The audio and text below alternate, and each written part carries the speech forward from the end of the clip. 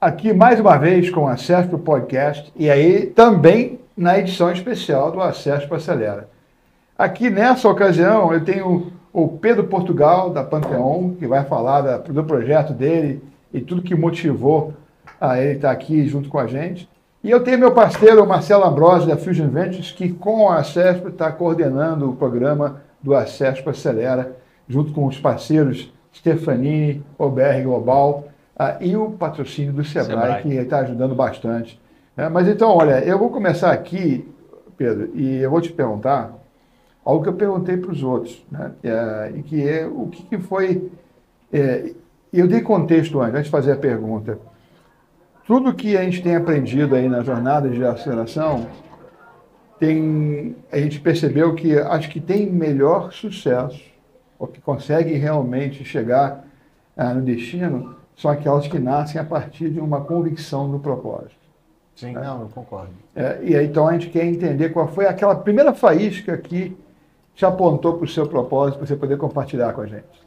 Bom, na verdade, meu histórico é quase de família, né? Meu avô era caminhoneiro, então, e ele contava várias histórias das viagens e tudo mais. Isso ficou meio que guardado, né? Com o tempo, foi desenvolvendo todo esse background de tecnologia, até uma hora que eu achei que devia fazer alguma coisa por isso, né? Por isso que a gente hoje desenvolveu esse sistema de gestão de risco para transportes terrestres. Então, é uma coisa de família, para assim dizer. Então, muito bom, mas primeiro, né, a tecnologia agora proporciona a gente poder fazer coisas que a gente não imaginava antes, né? Que é poder fazer monitoramento de todo um contexto maior, de conjuntos de grupos, que seja frotas, que seja o pessoal que estava aqui antes da saúde. Né? Mas eu queria entender também, porque todo mundo tem faísca, e não é só startupeiro, empreendedor, porque no final nós também temos almas empreendedoras, né? E você, Marcelo, que está na outra ponta de viabilização dos projetos, dos sonhos, né? Como investidor anjo, como um venture builder, que eu continuo te enxergando assim, tá? Você fala consolidador, mas para mim você é o venture builder. De qualquer forma, qual foi a sua faísca? A minha faísca, na verdade, acho que nasceu comigo, viu? Um sujeito meio inquieto. E aí, quando chegou ali em 2014, quando eu voltei do Peru, depois de 2 anos fora, voltei de Lima, né? Porque do Peru é complicado. Mas eu, olhando para trás, eu vi que tudo que eu fiz tem a ver com inovação e empreendedorismo, mesmo trabalhando para grandes grupos. Sempre, né, numa nova empreitada, trazendo tecnologia de fora. E foi um encontro, na verdade. Essa faísca do empreendedorismo e tal, mesmo dentro do mundo corporativo, acho que foi um momento que eu me encontrei. E aí, a partir de 2014, veio a Olimpíada, tive uma startup premiada, né? Faliu depois, né? Mas é um aprendizado. Mas a gente teve sucessos e fracassos, e eu acho que a faísca, na verdade, vem dessa inquietação de trazer, inovar e fazer acontecer, que é isso que a gente está buscando no Acesp Acelera. Fazer acontecer, trabalhar na execução e na entrega para o mercado. Eu compartilhar a minha faísca, né, que era... Né, eu sempre acreditei muito que a gente, tentando ajudar outros, a gente se autoajuda. Porque... Comentei isso hoje. A gente falou que tudo é um teste. A gente está aplicando o programa, né? É engraçado isso. A gente está aplicando o programa e a gente começa a falar as coisas e tal. Eu falei, caramba, peraí, deixa eu falar com o meu sócio aqui. Porque a gente começa a refletir um pouco mais. Tem que aplicar também. Mas a gente sabe que a jornada, né, ela é cheia de desafios, até porque na fase inicial, o que a gente mais sabe é que a gente não sabe ainda. Né? E está procurando descobrir, né? Daí, eu acho que foi muito feliz lá atrás do Steve Blank, né, que não é produto, é cliente, né, vai lá, entende, mata dor, etc. Tal.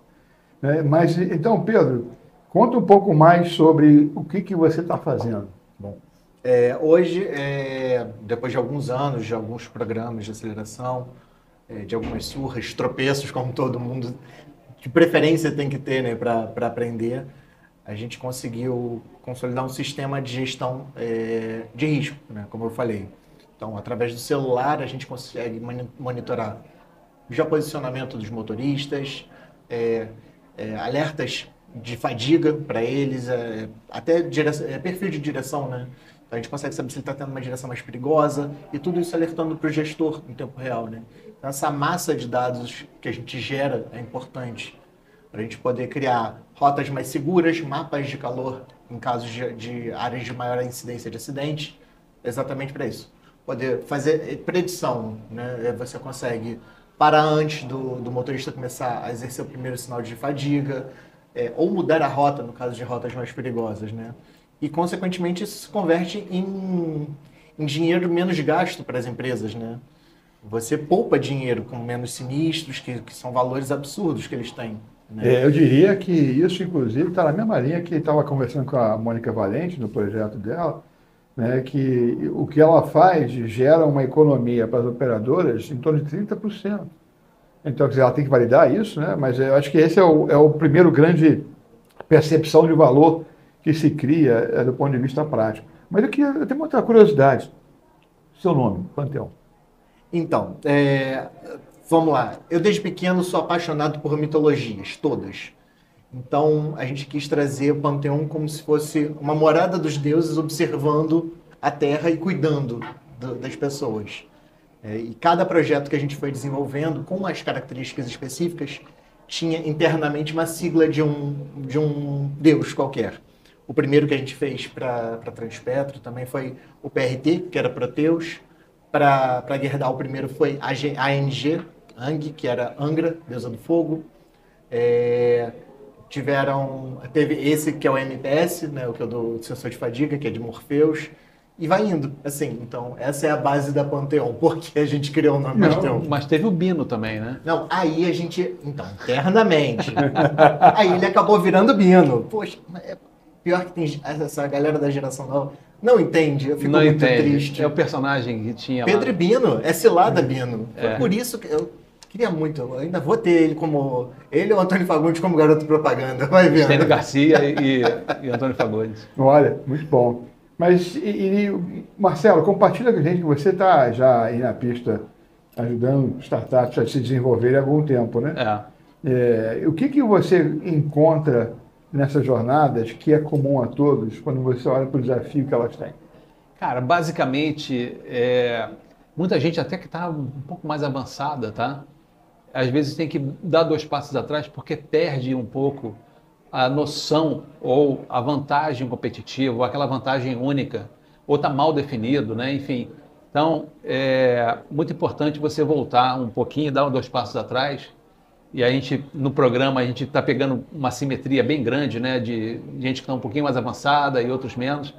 Mas, em média, você vê que precisa de uma melhor definição da vantagem competitiva, né? De olhar não só para si, para o mercado, mas olhar para o competidor, olhar para o lado, né?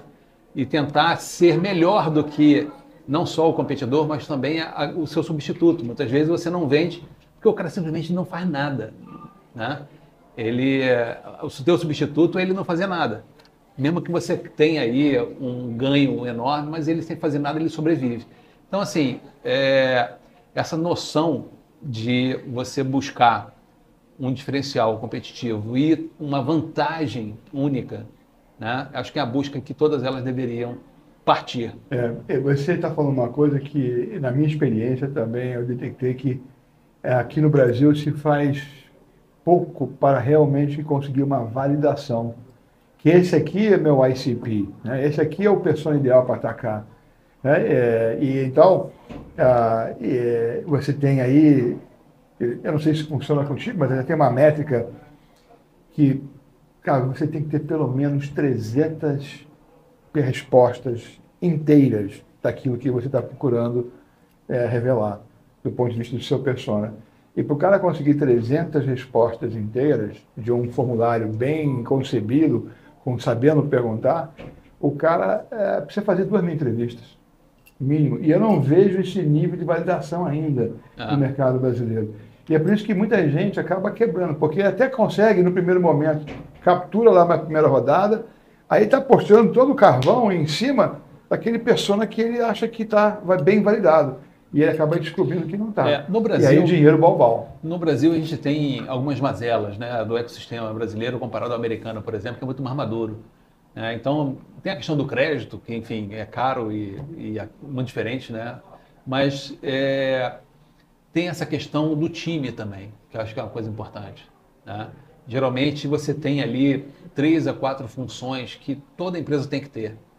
E aí você vê o empreendedor solo desempenhando... O equipe. O equipe, né, desempenhando as 4 funções, ou então com um sócio e talvez ali 1 ou 2 assistentes que cumpre bem a função, ok, mas perde um pouco dessa questão estratégica do time, entendeu? Você falou uma coisa que lá, eu participo de um grupo de investidores anjos no Vale, chamado Sandhill, e quando eles olham para projeto, tem que ter 3. O senhor nem entra em campo para variar. Ele quer ver um cara que ele chama do hacker, e o hacker não é o cara que vai estar hackeando aí fazendo ransomware, é o cara que resolve os problemas. É o COO, né, o cara de operações. Ele quer um CSO, que é o cara de venda, e quer um CTO que conhece tecnologia. Se não tem esses 3 caras a bordo, fila anda. Nem olho. Eu acho que, você falando sobre a questão das mazelas do ecossistema, eu acho que tem 2 coisas que acabam tendo um problema, né? Eu acho o ecossistema brasileiro um pouco fragmentado, né? Não consegue andar de mãos dadas, né? Não consegue de jeito nenhum se unir. Então, quase um compete com o outro. Então, acho que, no final, quem perde somos nós, as startups, né? Nessa disputa. E você falou que das 2.000 entrevistas, mas às vezes é exigido uma velocidade muito grande e não dá tempo. Então, quase um desespero de botar no mercado. E aí a gente acaba meio que se atropelando também. Eu acho que tem um ponto importante até para você, Pedro, que é a questão de colocar a proposta na rua. Sim. Né? Então, eu conheço um pouquinho da tua história e não foi bem pivotado que ele deu, ele só deu uns ajustes, né? Mas me fala um pouquinho das suas propostas, né? Você tem proposta para talvez 2 segmentos aí de mercado. Hoje o nosso foco, como eu falei, sempre foi muito caminhão, né? Porque a gente sabe o leque de oportunidades que nós temos, mas queríamos primeiro atacar um mercado específico, grande, né? Com um número de mortes muito grande, mais de 70 mil por ano, que eram os caminhões. E nesses ajustes e tudo mais, acabou surgindo até mercado de delivery, de motos. Porque uma das nossas funções, que é esse traçado de perfil de motorista, que a gente não usa só a visão computacional, a gente consegue monitorar, por exemplo, o perfil de um motorista de moto, de delivery. Então a gente consegue ver se ele caiu antecipadamente. Antecipadamente não, mas a gente consegue saber mais rápido. Sim. Ligar para a emergência mais rápido, né? Então isso a gente está olhando muito também para o mercado de motos, de delivery, né? Sem dúvida. Eu vejo que você provavelmente tem aí que olhar para onde é que tem os grandes conjuntos, né, que tem envolvidos em mobilidade. Eu falo delivery, mas também, por exemplo, o próprio Ubermoto, que infelizmente aumentou exponencialmente os gastos do SUS, né, com todos os acidentes que eles têm causado, né? Então, é exatamente isso, até para conseguir mitigar um pouco, controlar essa uma abordagem que nós estamos recomendando para uma startup do nosso portfólio, lá do Rio Grande do Sul, e que eu compartilho com a Mônica Valente, que ela tem um desafio parecido, né, que justamente ela focar especificamente aonde estava o melhor ganho das tribos todas possíveis de serem atacadas. Ela definiu operadores de saúde. Então agora você fica ali, cerca Lourenço, cafuga no cangote, até você conseguir validar que você tem 30% de economia no custo da operadora e você mostrar a memória de cálculo, né? Mostrar o payback. Porque no final do dia acaba que esse é o que vai te alavancar, porque as pessoas tem mérito, né? E você conseguir, eu não sei qual é o teu desejo, né? É uma coisa que eu pergunto para as startups, você quer construir uma empresa ou você quer vender ali na esquina depois? Tá aí uma boa pergunta. Porque é diferente, né? Sim, não, com certeza, com certeza. Posso te dizer que já mudei muito de ideia. Fato. Já pensei muito, não vendo por nada, aquela coisa. Hoje em dia, eu penso assim, cara, talvez eu venda. Nunca minimizando o meu esforço, mas talvez eu acho que eu consiga um efeito maior com um player maior me absorvendo. Na verdade, você sabe que essa é a nossa estratégia na Fusion, né?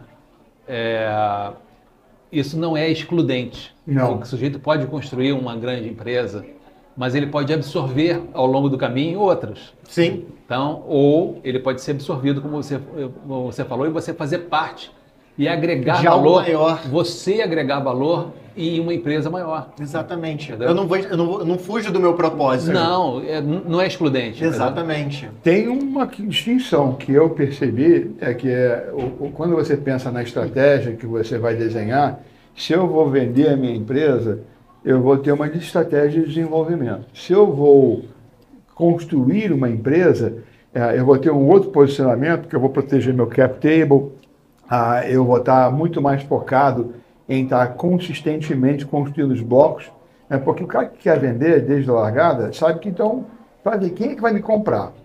Vou pegar aqui um santo, que eu não posso falar qual é, mas vou contar um milagre. Vou contar um milagre. Eles nasceram, nós queremos vender. Já sabemos para quem, que é uma grande operadora internacional. Então tá bom, então você para querer vender para aquela internacional, você tem que ser número 1 do Brasil. Sim, mas então a estratégia dela é ser número 1 do Brasil. O que é diferente de alguém que não, eu vou construir uma empresa, eu quero levar até lá o máximo da expressão dela, que seja um IPO. Né? E essa pergunta é muito importante ser respondida, porque é da estratégia de você desenvolver o mercado. Não, com certeza. E foi o que eu falei assim, antes eu tinha aquele apego, aquele amor e tal.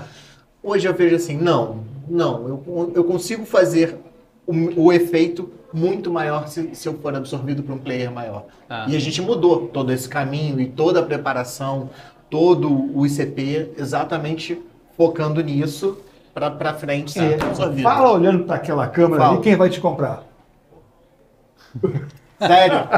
Você está querendo que ele dê o nome do santo? Porra. Não, diga o seguinte, quais são os perfis de potenciais compradores que estão comendo bola e não querer ter você a bordo? Eles podem ter você como fast track de um projeto maior deles. Isso é interessante. Eu foco sempre nas empresas de logística de grandes frotas, né? Que hoje é o maior modal do Brasil. A gente viu isso, o estrago que foi quando teve a paralisação. Então, eles são meu foco. Gestão grande, de frotas grandes. Sim. Agora é interessante, né? Porque no final, você vender a sua empresa é o que vai cumprir o seu propósito da faísca. Eu vou aumentar o meu raio de ação do meu propósito. Então, estamos chegando aqui no final. O que eu demandei dos outros que participaram do podcast anterior que é o desafio de ser conciso. Uma única palavra, a palavra-chave que você usaria para resumir até agora a sua experiência no Acesso para Acelera. Dinamismo. Dinamismo. Muito bom. Muito bom. E aí agora eu vou colocar o reverso. Dentro do que você experimentou, né, nesse trabalho de acelerar essas duas verticais com 20 startups, né, qual é a palavra-chave que mais ficou visível para você deles jogando em campo? Eu diria que esperança. É a última que morre. Porque alguns parecem que estão mais animados agora do que quando entraram. Não, eu espero, né? Porque esse é o propósito, né? A gente quer levar ele tem que sair muito melhor do que quando entrou. Acho que a coisa o direcionamento acaba gerando esse reacendimento da faísca. Né? E o direcionamento que a gente está tendo hoje acontece. Eu vou revelar uma conversa que eu tive com o Pedro. Peraí, LGPD aqui. Você vai assinar? Tá vendo só, né? Mas eu tenho que aproveitar esse momento porque eu fiquei muito lisonjeado quando ele comentou esse negócio comigo, tá? Que o Pedro já passou por vários programas de aceleração e ele estava meio descrente, como ele quase falou aqui, né, do ecossistema. E ele falou, não, cara, eu acredito que você e o Robert, né, que a CESP pode oferecer talvez um programa diferenciado. Então, se a gente está conseguindo ou não, ele vai dizer, mas eu já fiquei lisonjeado só por esse Meu feedback deve estar aí daqui a pouco. Muito bom. Então eu vou fazer um spoiler aqui, não falei para ninguém ainda, eu descobri isso ontem. Ele está aqui às 7 chaves, mas eu estou bastante orgulhoso. E ele falando sobre LGPD, né? Eu vou falar de mim mesmo, então eu mesmo vou me atualizar. Não, tem aí uma plataforma francesa ranqueando o ecossistema brasileiro. E está ranqueando as aceleradoras. E eu não sabia, mas eu estou no top 10. A BR Global, que está junto com a Fusion, e nós estamos top 10 no mercado brasileiro. Tem que esperar menos. E é bom porque, primeiro, nós somos um dos pioneiros, nós fomos das primeiras 9 do Startup Brasil. Mas muita coisa aconteceu, inclusive as outras, das 9, 5 eram do Rio. Nós sendo uma delas. As outras 4 não estão mais aí. Né? Ela já evoluiu. A Pipa ficou pelo caminho, a Papaya ficou pelo caminho, a Microsoft Ventures, na ocasião, que resolveu investir lá na ACE, em São Paulo, e a outra, que era 21212, que também ela encerrou as atividades.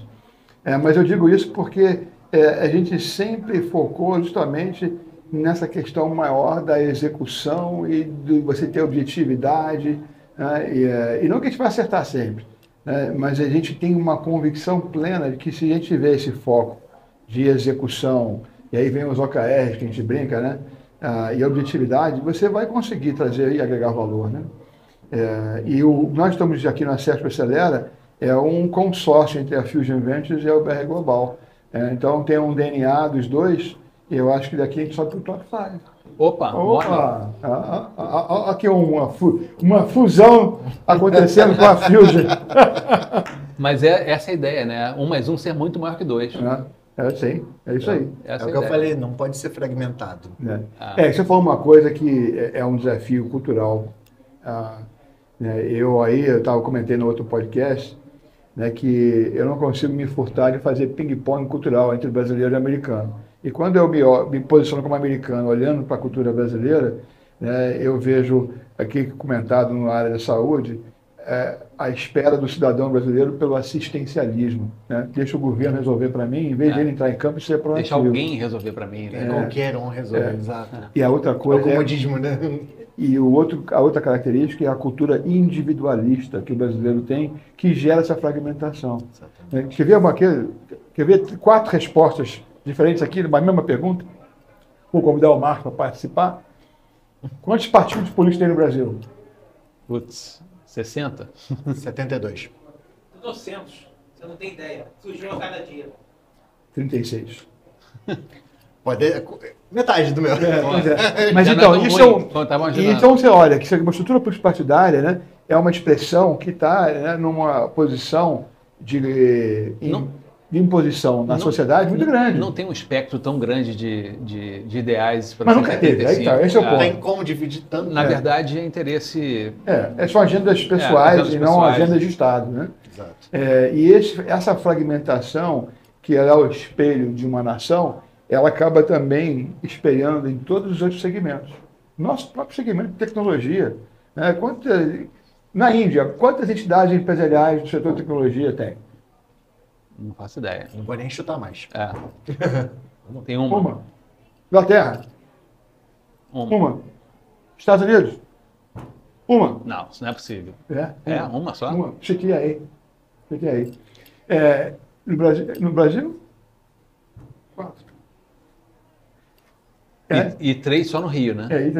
Então, e o Rio culturalmente, né, aí tese minha, e aí fica registrado, eu acho que o primeiro grande impacto na sociedade carioca foi a chegada da corte portuguesa. E a nobreza, a corte, a realeza, ela não privilegia principalmente as relações coletivas, colaborativas. Ela privilegia a relação one-to-one. Então, se eu quero pedir um favor para o barão, eu não vou colaborar com o Pedro. eu vou dar uma rasteira para chegar primeiro. Então, eu digo que aqui no Rio de Janeiro nós estamos condicionados há muito tempo a jogar pôquer, né? E alguns, inclusive, não têm boas cartas, estão blefando, né? Mas fica essa questão e não entende que, né, o juntos, a coletividade, né, ela tem um impacto na individualidade. Então, se eu brigo por compartilhar o aumento do bolo e que todos compartilham, a minha fatia também vai ser melhor. O que o Marcelo falou, 1 mais 1 não vai ser 2, vai ser maior do que 2. Tem que ser maior que 2, senão não vale a pena. É um esforço grande você juntar 2, entendeu? Exato. E outra coisa é o seguinte, tem uma questão de mercado também. Né? Quando a gente fala assim, vou juntar vocês dois, não é juntar, é fazer parceria. A gente está aqui consorciado, somos parceiros, não tem nenhuma relação societária, entendeu? Mas a junção vai fazer com que a gente tenha melhores e mais rápidas entregas. Então, eu acho que a questão, até dentro do programa mesmo, da gente não só fazer um esforço para ter uma boa narrativa de venda e tal, que é muito importante. Conectar com parceiro. Crescimento, mas você tem um crescimento também inorgânico através de canais de distribuição, através de parcerias estratégicas. Né? Talvez aquela empresa que você pensou e não disse aqui venha de um parceiro ou até de um cliente que você venha a ter na sua jornada. Sim. Tá? Bem, eu quero agradecer muito a presença do Pedro Portugal, do meu amigo Marcelo Ambrosio, a audiência de todos vocês, e estamos aqui encerrando mais um Acesso para o Podcast especial do Acesso para Acelera. Muito obrigado. Legal. Valeu, Pedrão.